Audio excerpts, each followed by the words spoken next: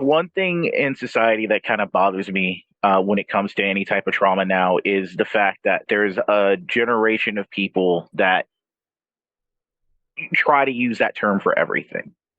And like you guys said, when it comes to like the ADHD, the autism, they try to slap as many um, afflictions on themselves to make them special, or they don't understand what the definition of trauma is, or they don't understand the process of therapy or something like that, and they're just throwing it out there just to think that they're going to get more views or more follows that way. It downplays everybody else that actually is going through the process of healing and the people that are going through that and grieving and everything else. I think that's going to be my answer for this one. Yeah, I Yeah. feel the same way that everybody else said. It's the misinformation, people wanting to self-diagnose themselves that have never heard of a DSM. Like they want to put a label on themselves because it makes them fit in, and it's crazy because the generation before grew up where everything was a stigma. You know, Mhm. Right. going to get help was a stigma. Going even talking to a therapist is a stigma. We deal with this in house, you know, type of thing. And now the fact that it's more talked about, therapy is more normalized. Everybody wants to jump on the train instead of just letting the people who have been through. It's okay if you have been through something, but if you really haven't and you say that, then you're negating all the people who have been through something. You're trying to minimize their story because you want to have the spotlight on you. So it's the misconception is the misinformation, and that we're all the same because our traumas, all four of us have different traumas, and we may deal with them in four different ways. So we're not all the same people. What were you gonna say, Bert? I was going to say this too. Random shout out to the Navy and Marine Corps as well, because last week, um, the the big chiefs basically put out an all hands memo, even telling them that they need to start looking at their troops' mental health even more, and they need to make it more socially acceptable for them to actually go out and get counseling. I mean, I think those were the two branches that were late to the game, but they're finally getting help for those troops as well. Finally. Yeah. The follow up question to this, and I think we kind of touched on a little bit. How do you feel about people who use their trauma as an explanation for their bad behavior as an adult? They're trying to gaslight us. No, that is unacceptable because I am one, and I mean I'm a mom, and I'm a more of a tough love mom. So I'm like, no, you have the power. I think humans are very powerful creatures, right? Um, and our ability to be resilient, to cope, to manage, and to what is the word? It's not conform. I don't want to use conform. To adapt to a situation.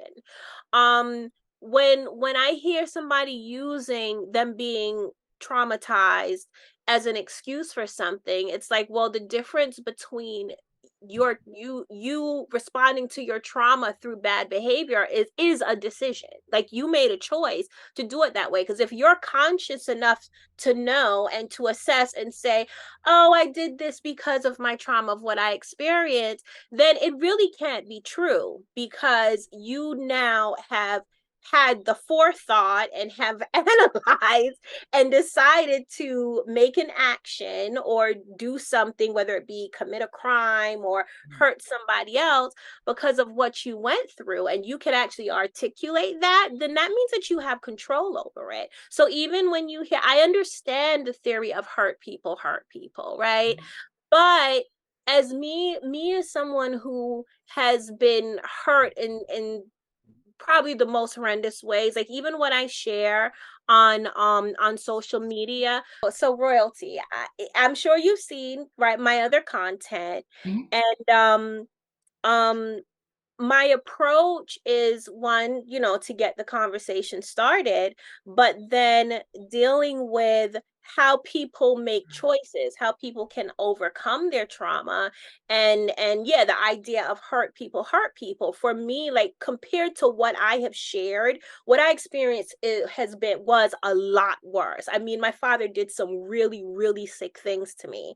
So I don't have the desire, and I am, if anything, overly sympathetic and empathetic for how another person feels. And I can't even imagine doing some of the things that my father did to me to somebody else. So I'm like, well, clearly those people that have that response and make the decision to impress their trauma onto someone else by making them feel the same pain, they have some healing to do on another level, because at the end of the day, it's a decision. You are a person who is making choices, and you could choose to either go this direction or that direction. So, but like I said, I'm like a tough mom, although my older kids tell me that I spoil my youngest.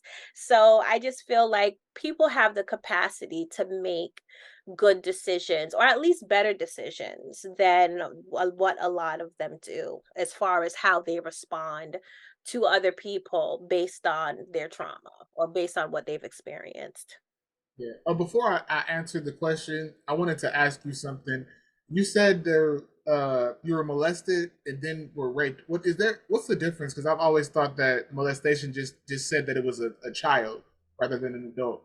No, adults can be molested as well. Essentially, molestation is a sexual act that is impressed on someone who is weaker than the offender, right? Mm. So the reason why I say it could be adults is because you can have an older adult or a person that is in a position of power molest, sexually abuse someone without penetration. So that would be, fondling, forcing them to perform oral sex on them. Those are considered molestations as well. Yes, it is applied to children the most, because there is a clear delineation between an adult and a child. But and then rape, that includes penetration, that includes intercourse. So my Yep. father started molesting me at 8 years old, and it did not include intercourse. But then at 10, he did actually rape me, which included intercourse. I really appreciate that clarification because I did not know. That's very. I'm gonna actually put that in the description because I did not know that the difference is. Yeah. Um, how do I feel the people that use their trauma as an excuse? A lot of times it's intentional. If you intentionally impose your trauma on someone else, to me that makes you a bad person because you're choosing to do the bad thing that was done to you onto somebody else. Or it could be as simple as people like I'm diagnosed with depression and PTSD. Um, people misusing that or whatever, saying, well, I'm bipolar, so they'll do something really horrible to you, say something Yep. really, really messed up. Well, I'm bipolar. You gotta forgive me. No, I Yeah. don't.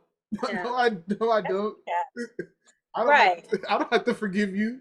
And I before I would be trying to be understanding, but now I don't have a tolerance for it because as an adult, we have this great thing called critical thinking.